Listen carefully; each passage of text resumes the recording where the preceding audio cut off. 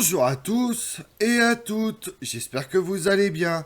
Aujourd'hui, on part sur les traces de la volonté de Caligula de conquérir Britannia en 40 après Jésus-Christ. Les légions sont prêtes, l'empereur Caligula décide de débarquer sur l'île de Britannia, qui résiste toujours à l'envahisseur romain. Partons ensemble sur les traces du pari fou de l'empereur romain Caligula. Jules César eut ses victoires en Gaule, Tibère connut une illustre carrière militaire en Germanie. Et Germanicus, le père de Caligula, était considéré comme un prince d'or du peuple romain et le préféré des légions. Caligula n'avait que 25 ans lorsqu'il est arrivé au pouvoir, et bien que 25 ans soit plus que suffisant âgé pour que la plupart des Romains aristocratiques acquièrent une précieuse expérience militaire, Caligula avait passé son adolescence et la vingtaine au début sur l'île de Capri avec Tibère. Là, il avait été obligé de garder la tête baissée, essayant de survivre à l'environnement toxique de la paranoïa, des exécutions et des dégénérescences sexuelles de plus en plus tordues de l'empereur. Ce dont Caligula avait plus que tout besoin, c'était une victoire militaire. Ce qui s'est passé ensuite est perdu dans l'histoire, mais nous pouvons la reconstituer si nous lisons entre les lignes. Britannia occupait une place particulière dans l'imaginaire romain. C'était une île mystérieuse et effrayante, abritant des druides, des reines guerrières, des sauvages féroces. Britannia possédait la même particularité que d'autres régions à la périphérie de l'Empire romain et entretenait des relations diplomatiques et commerciales avec les Romains depuis les expéditions de Jules César en 55 et 54 avant Jésus-Christ. L'influence économique et culturelle romaine était donc une partie importante de la fin de l'âge du fer pré-romain des tribus britanniques du sud de l'île. Entre 55 et 40 après Jésus-Christ, le statu quo imposé par les expéditions de Jules César et se traduisant par des tribus et des otages venant des États clients de Rome en Britannia est resté en grande partie intact. Auguste prépare 3 expéditions en 34 avant, 27 avant et 25 avant Jésus-Christ. La première et la troisième ont été annulées en raison de révoltes faisant rage ailleurs dans l'Empire. La seconde expédition a quant à elle été annulée parce que les Bretons semblaient prêts à trouver un accord avec Auguste.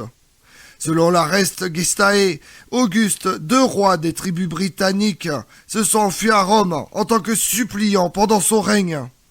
La géographie de Strabon décrit que pendant cette période, les États clients de Rome, en Britannia, rapportaient plus en droits de douane, en étant tributaires de Rome, ce qu'ils rapportaient s'ils étaient conquis.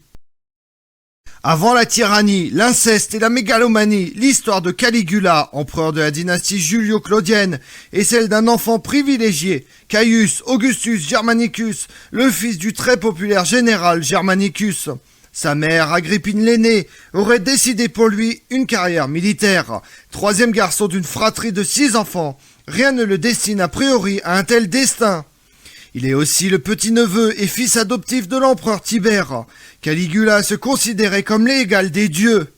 Ainsi, il lui semble naturel de faire du temple de Castor et Pollux, sur le forum de Rome, un prolongement de son propre palais, un lieu dans lequel il se faisait saluer par les passants ébahis au nom de Jupiter. L'arrière-petit-fils d'Auguste règne sur l'Empire romain de 37 à 41 après Jésus-Christ. Et en un peu moins de 4 ans, il parvient à se faire haïr de tout un peuple. Sa fin tragique ne chagrine personne, pas même les membres de sa famille, qu'il menaçait en permanence par des petites phrases véhéneuses, telles que « cette tête charmante tombera dès que je l'ordonnerai », rapportée par l'historien romain Suétone. Pourtant, Caligula n'aurait jamais dû parvenir à la pourpre. Une succession de meurtres et de malveillances au sein de sa propre famille l'a mené sur les plus hautes marches du pouvoir. Quand on devient maître du monde à 24 ans, sans y être réellement préparé et après avoir vécu une enfance traumatisante, comment ne pas sombrer dans la folie ? Selon Suétone, la conquête de Britannia par l'empereur Caligula en 40 après Jésus-Christ fut une grotesque démonstration de démence. Alors que les troupes s'apprêtent à embarquer, l'empereur arrête les opérations et ordonne à ses soldats de ramasser des coquillages et d'en remplir leurs casques. Ces trophées marins, leur dit-il avant de les renvoyer dans leur garnison, seront offerts aux dieux sur le Capitole lors de la célébration de son triomphe à Rome. Mais quel triomphe!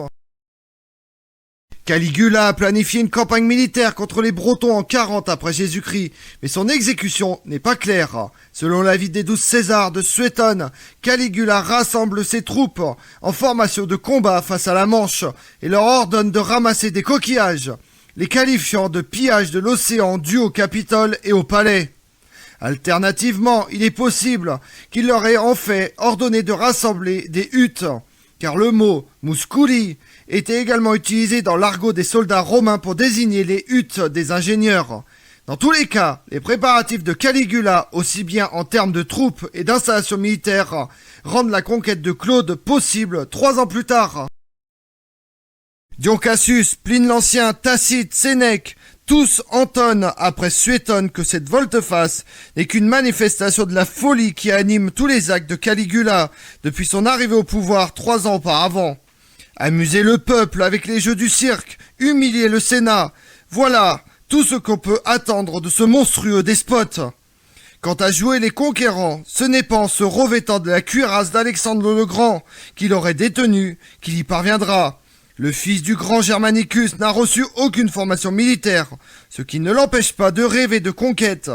Contraint d'abandonner la rive gauche du Rhin, il peut, grâce à l'invasion de Britannia, surpasser la gloire de Jules César et celle d'Auguste, qui s'y sont essayés sans succès. Le jeune Adminius, révolté contre son père, le roi breton, Cuno Bellinos, l'adjure d'intervenir sur l'île et lui donne sans doute des informations sur les moyens d'y parvenir. Afin de réunir les fonds nécessaires et pour ne pas alourdir la pression fiscale, l'empereur organise une vente aux enchères des biens confisqués à ses sœurs. Dans le camp de Boulogne, il rassemble, sous le commandement d'un officier aguerri, le futur empereur Galba, une puissante armée, et veille en personne au moindre détail, tout en envoyant aux sénateurs romains des missives, fustigeant leur oisiveté pendant que lui prend tous les risques pour la grandeur de l'Empire romain. Alors pourquoi cette volte-face ? Nombre d'historiens convaincus de la partialité des auteurs antiques se sont interrogés sur la folie de Caligula pour conclure à d'incontestables désordres mentaux, ce qui ne signifie pas un manque total de lucidité. Il l'a prouvé en renonçant au bourbier rhénan. Quant à la Bretagne, une mutinerie de ses troupes, effrayées par les récits décrivant un pays barbare, peuplé d'oiseaux inconnus, de poissons prodigieux et d'êtres entre hommes et bêtes, l'aurait contraint à renoncer, d'où l'humiliation infligée à ses soldats, tout juste bons à ramasser des coquillages. Caligula, qui devait son surnom aux petites sandales Caligae, qu'il portait enfant, ne fut qu'un conquérant aux petits pieds, mais sa réaction fut autant à la mesure de sa légitime déception que de sa dérision. Et pendant ce temps-là, dans le monde, le 1er janvier 40, début du consulat de l'empereur Caligula, qui donne à cette occasion des fêtes à Lyon. Il fait assassiner son invité Ptolémée, fils du roi Juba II de Mauritanie. Lorsque la nouvelle de la mort de Ptolémée parvient en Mauritanie, la population se soulève contre l'occupant romain. Rome prend rapidement le dessus. C'est le début du règne de Malicos II, roi de Nabatème, en Arabie en l'an 40. Le 13 juin 40, Agricola est nommé général romain. Le 30 décembre 40 ou 41, Titus Flavius Sabinus Vespasianus, futur empereur romain sous le nom de Titus, vient au monde.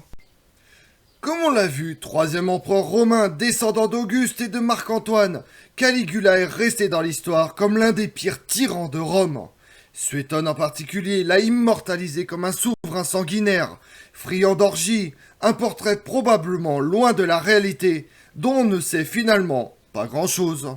Je vous remercie d'avoir suivi cette vidéo en ma compagnie. Si vous voulez connaître mes autres vidéos, retrouvez-moi sur ma chaîne YouTube Tout sur l'Histoire avec Damien, mais également sur les réseaux sociaux, Twitter et Instagram, Histoire Damien.